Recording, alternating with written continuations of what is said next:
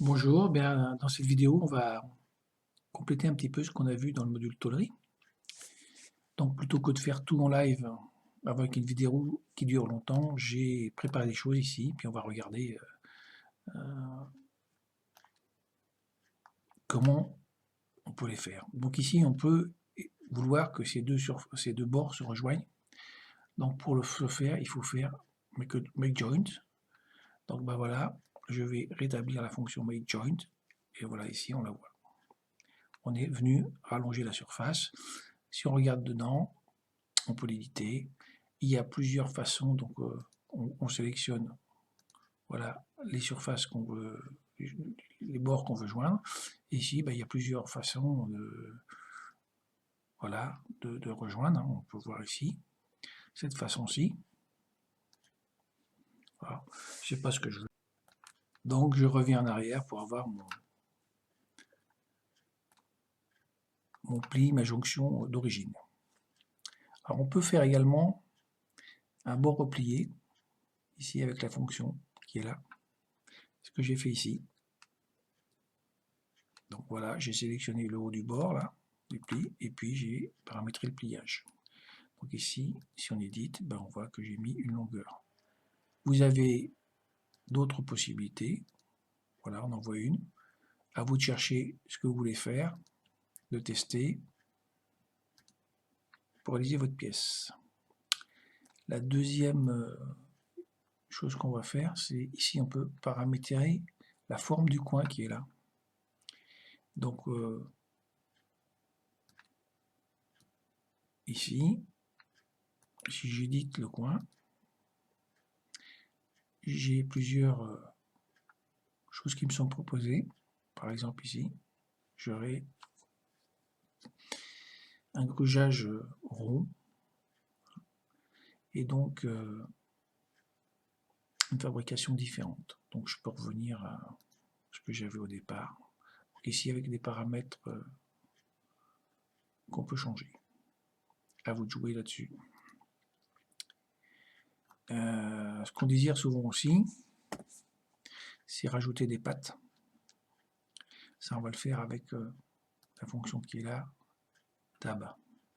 Mais avant ça, il faut créer une esquisse avec la forme de la patte qu'on veut. Donc ici, moi, j'ai créé un simple rectangle dans le plan ici, la face du pli. À partir de là, j'exécute. Ah, j'ai du mal à sélectionner. Hop. Edit.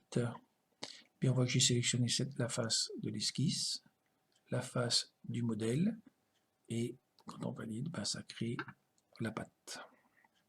Alors vraiment une fonction très sympa, c'est la fonction ici Move Face, qui permet de déplacer assez facilement, de modifier les bords. Et de, éventuellement, modifier considérablement la géométrie de la pièce.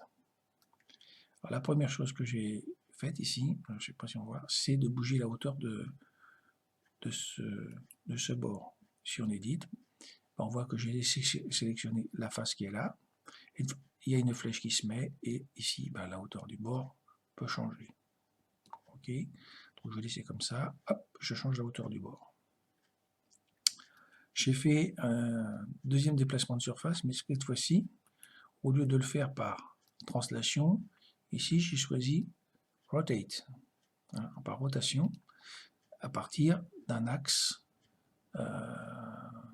qui est celui-ci. Voilà. Et donc ici, il suffit de tirer ou de paramétrer, et voilà, le bord est changé.